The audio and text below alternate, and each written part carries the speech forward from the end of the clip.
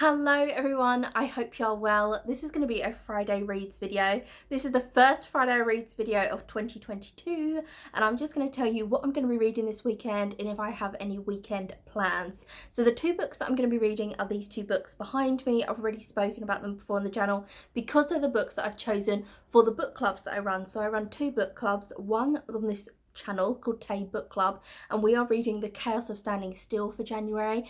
I have already started it, but I don't feel I can judge it yet. I am enjoying it so far. The girl and the boy have met and they're going to swap phones somehow, and she is grieving the death of her best friend, and on her phone she has an unread text message from her friend and she's trapped in an airport because there's a snowstorm.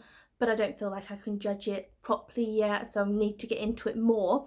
And then the book club that I run on my Patreon page, we are reading My Mum Tracy Beaker, which Tracy Beaker is actually a series by Jacqueline Wilson, and the first book was called Tracy Beaker, and then it's like Tracy Beaker doing other stuff. So like Ballet Shoes is an original book, but then it also has a spin-off, like I think it has one called Theatre Shoes and different spin-offs of it. So that happened with Tracy Beaker. It was turned into a really popular TV series when I was a child. It was on TV. It was so popular on TV. I remember if I would get home from school early, because I used to walk home from school, if I used to like walk quickly, I could get home and watch it. And if I walked really quickly, I could watch Arthur. Oh my god, did anyone used to watch that cartoon Arthur? It was so good. Like, I don't know why it was so good. It was meant for kind of smaller children, I feel, but there was just something so cozy about it. It just reminds me of autumn, but I'm sure it was always summer in Arthur's world. I have no idea what Arthur the animal was, but it was just with Francine and then his little sister. Oh my god, and then their teacher was a rat. Like, it was all just this cozy cartoon, which if I used to get home early and watch Arthur, I'd be like so happy with myself that I got to watch him. And then there'd be Tracy Beaker on, and there was a series like Tracy Beaker Returns. There's a brand new series now, which is Tracy Beaker now grown up, and it was also turned into a film, so it was very popular in England and I really enjoyed it. I really loved the whole Tracy Beaker franchise. I did read the original Tracy Beaker book, but I've only read one of the Tracy Beaker books, not the other spin-offs. And then this one is Tracy Beaker Now She Is a Mum, and it's not told from Tracy Beaker's side, it tells from her daughter's side. Tracy Beaker, I should probably tell you what it was about. It's about a girl growing up in a children's home with all these other children who didn't have families, and she would fantasize about one day her mum was going to rescue her from the children's home, which she called the dumping ground. And it was a really sad TV series, but I think it was a really important message, and it also made you, if you did have a family, it made you feel very lucky to have a family, which a lot of children's things now, I don't feel like they have that storyline. But in a lot of classic children's fiction, they do have that storyline of there's a girl growing up in an orphanage and then her story is told. Annie, a little princess, all these classic stories where it's about a little girl not having a family and then maybe eventually getting a family or getting something that she wants. And I think if you're a child reading that who does have a family, you feel very lucky that you have a family. So I think those stories are really important for children, so they don't take for granted something that it's so easy to take for granted, the people around you. So I just think they're really like good stories for kids, and Tracy Beaker was a very good story for kids along that genre. So my weekend plans are, I was supposed to be going to a horror festival. I have been to this horror film festival before and I just didn't get my arse in gear, to be perfectly honest with you. Everyone who attended the event had to take a test, and it was one of those tests, you know what I'm talking about, you have to take them 48 hours before you go to the event, and then you get there's something on an app tells you what's going on, and I just didn't get my stuff together. Whereas before everything has happened, you could just turn up at the horror film festival, you could go for one film or you could get a pass, which I got, and it's a pass that you could see over the weekend all the different horror films, and a lot of them are independent horror films, so it's not mainstream Hollywood films, but it is films that maybe you'd find a director that you really liked and you hadn't seen their work before, or up and coming directors. It was a really great film festival. So before, I think I knew when it was, and I just turned up on the day, managed to get a pass, that was it. Whereas now, because I haven't taken the test, even if I turn up on the day, I won't be allowed in because I haven't done the right stuff. And I was worried, like, oh, what if I fill it in wrong? And then, because I have to travel to where it is, what if I go there and then I haven't done the test properly and everything? And I think I was just worrying about it too much and I didn't get it done. But I could be there tomorrow and be seeing everything if I had just done the test, but I didn't. So, you know, and it's one that you have to do 48 hours before, so there's nothing I can do about it now. So I think I'm going to go and see Scream 5. If you know the Scream, it's like Ghostface series, Scream, of films. There is the 5th film is coming out on the 14th of January, which I believe is today, so I'm gonna see that. So I'm gonna have my own horror film festival weekend. I think I'm gonna try and watch as many horror films that I like. I'm gonna watch Silence of the Lambs, Misery, Sinister, Chainsaw Texas Massacre. I like all of those films. I know everyone like always goes on about Chainsaw Texas Massacre, like when is that franchise gonna end, like I love every single one of them that's ever been made. I don't know what's wrong with me, I just love them. And with Scream, like I know this is the 5th film, people are like, oh, do we need a 5th film? I'm like, yeah, we do. In those classic films, yeah, like Halloween for me could go on forever. Like the Halloween films with Jamie Lee Curtis, you could just bring one out every year and I'll go and watch it. Like that's just how I feel. Other ones, no. But I feel like Saw, I really liked the film franchise, but I feel like it ran its course and that it's enough now. And the paranormal ones I never really enjoyed. All those kind of like paranormal, I can't remember what they were called. I want to say Insomniac, but that's not what they were called. But you know what I mean. All those kind of ones I wasn't that interested in. But I am interested for Scream. And also it's been quite a long time since the last Scream film, Scream 4, and I think this is going to be exactly like Halloween. So the latest Halloween film is Jamie Lee Curtis is vigilante, she's going to get Mike Myers herself, whereas in the first Halloween film she had no idea who Mike Myers was and she was just babysitting and he tried to attack her.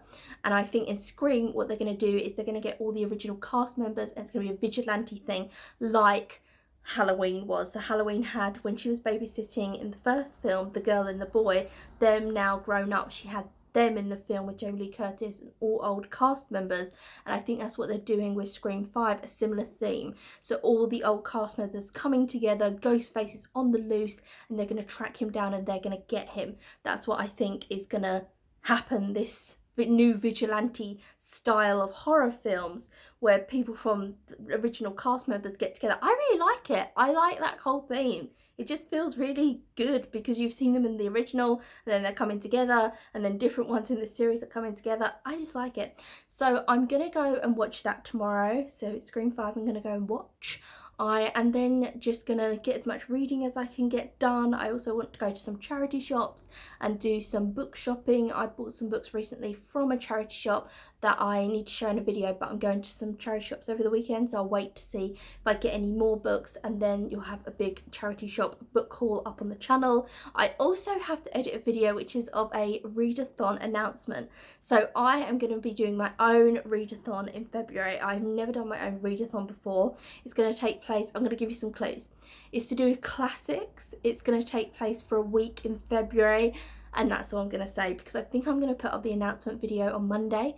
So you'll have all the details there in the video and I'm so excited. I'm just doing it by myself. I'm not like, when people are like, oh, I'm hosting it with this person and that, I'm not. I'm just doing it completely by myself. I just thought of the idea. I checked no one else had done the idea and that's it. So if you want to join in, Monday we'll have all the details of everything that's going on. I thought I would announce it early, so on Monday, so that if you want to take part in the readathon, it's a week long, you can buy the books well in advance of, you know, what books are going to be that you want to read or that maybe I'm reading that you want to read along with. I'm also with my book club each month on this YouTube channel. I'm going to do it, I think, a week before the month ends is when I'm going to announce the next book. So you have a week to buy the book before the next month starts. Because I always kind of drop on you too much. I'm like, we're a week into February and I'm like, okay, February's book is. And it's like, yeah, we've only got a few weeks to read that book, Hannah, like you're rushing us. So those are all my plans over the weekend. Tell me your plans.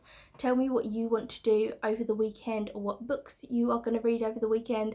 Let me know. Also, thank you so much for my horror book recommendations. In my last video, which was New Year's Tag 2022, I said, can you give me some horror book recommendations, but not kind of the ones that are known, the ones that I've read, and I listed ones that I had read and no Stephen King, and I heard of some books that I've never heard of before, horror books that I've never ever heard of before. So thank you so much for them, because I've added them to my list so that when I'm looking for a new horror book, when I'm in the bookshop, I can look for them. I buy my books normally secondhand, so I will just go into a charity shop, so the likelihood of me seeing that book in a charity shop isn't very high, but sometimes I do look on eBay, but I do have my list on my phone, so when I am in the charity shops over the weekend, I will look out for those books, or I'll just go to Waterstones. I do actually have a gift card to Waterstones, so I might just use that and then buy the recommendations.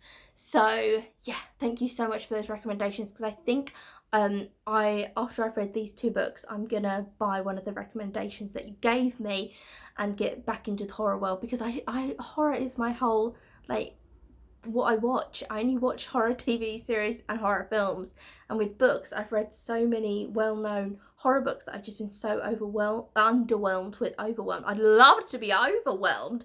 I'd love to read them and be like, oh my god, this has made my life. Like, this is incredible. But I haven't. I've always been like, oh, the film's better. I'm also going to be reading one more thing that I forgot to say, and that is A Little Princess by Frances Hodgson Burnett. I have read the whole of that on my Patreon now. So if you join my Patreon, you get an audiobook of me reading the whole of A Little Princess. I did it so in videos. So in some videos I read one chapter, in the next video I might read 3 chapters, and I'm on the last little bit, and I'm going to finish that off, film that video and finish it off this weekend, and then put it up on the Patreon. And I feel so sad, because I've been like doing it for so long on the Patreon, and I just don't want to leave Sarah Crew. Like, she's so lovely, the main character of A Little Princess. She's so sweet, and she is so full of just fantastic quotes from the book that you can really take to live your life by, and I just love it so much. I really need to read something more from Frances Hodgson Burnett next. So any Frances Hodgson Burnett, don't say Secret Garden, because I liked A Secret Garden, but I thought the main girl was like such a brat that she was difficult to like. It was like, oh, she's being a brat again. Oh, she's being a brat again. That's what I felt like when I was reading it. But Sarah Crew, A Little Princess, oh my god, broke my heart. She's so lovely. So I have I've already read Little Princess before. It's one of my all-time favourite books. So the last little bit of that. So any Frances Hodgson Burnett that's not those 2 books, then please leave them down below. And if you've read them, like, tell me, like, I've read it, it's good, Hannah, let me know. Because I really need to get back into that world. I just love it so much. Frances Hodgson Burnett, it's so, like, bittersweet, so similar to P.L. Travis, who wrote the Mary Poppins series, is that there's so many sweet, beautiful moments in it, but it's so harsh. It's almost like, I can't believe this is children's fiction, because this is so harsh and torturous, the way this child is being spoken to and really demeaned and everything. And then the child will come out with such amazing lines, and it's so about, like, courage, and no matter what anyone throws at you or anyone says at you, it really doesn't matter. You have your own integrity, you are your own person, and you can just move forward it. And it's like, oh my god. And that's so much about what a little Princess is about, is that she's being belittled by everyone, and there's such cruelty being shown at her, and she does not care, because she's mentally above that. She knows herself, and that's it. And she knows this person is bad, and nothing they say means anything to her. And it is such a stunning book if you haven't read it. So I need recommendations from Frances Hodgson Burnett as well. Oh my god, I've been babbling on for a million years. I thought I'd been talking for like 2 minutes, and I've been talking forever. So my plans now on this Friday evening are to catch up on The Apprentice. I love the TV show, The English Apprentice. I know The Apprentice is all around the world, but I only watch the English one that's just on our mainstream TV, and I love it. I love how confident the people are in it. They're like, I'm gonna crush everyone. Like, they're so odd. I've never met anyone like this at all, that they're just like, am I gonna win? I'm always a winner. I don't compete with losers. I win.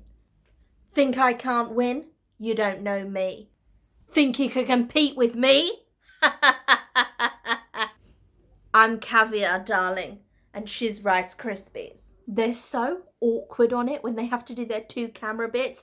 Oh, I love it. I love the awkward 2 camera bits when they're like, I'm gonna crush the competition. And it's so awkward. I love it. I love when they're doing the tasks and then the 2 experts are like, when they do their little faces. I love Alan Sugar's one-liners to them at the end. I love Karen on the show, who Karen's one of the experts. The new man is actually someone who won The Apprentice before. Oh my god, I could like talk about The Apprentice forever. He won The Apprentice before, so we haven't really got to know him yet because I've only watched episode 1. I need to watch episode 2. I'm not watching it like on the TV, just on catch up. But Karen, whenever they're doing something and you know like, oh no, they're going wrong, she like raises an eyebrow, she's like, and then we'll like take a little note, like, fools. I love The Apprentice, so I'm gonna watch The Apprentice and then I'm gonna read some of my books. Probably The Chaos of Standing Still, because it's really kind of getting going now, because the girls met the boy at the airport, only in YA could that happen, but okay. I don't want to give any spoilers, that's why I'm not actually saying what happens, like how they meet or anything. So I'm gonna end this video here. I'm gonna end it on lovely Lola, some clips of her. I did want Lola to be in the video. I had her here with me, and then when I started talking, she was like, oh my god, like, no, I'm not interested in this. She's like, it's not for me, I just wanted to be stroked. So she trotted off. So I will end this video on some lovely soothing clips of Lola. Here is the Queen, Lola. She's all sleepy with a peacock. This is a catnip peacock toy. Oh, you're reaching out. You want a little stroke? You're just chilling with Mr. Peacock. Goodbye, everyone. Don't forget to subscribe.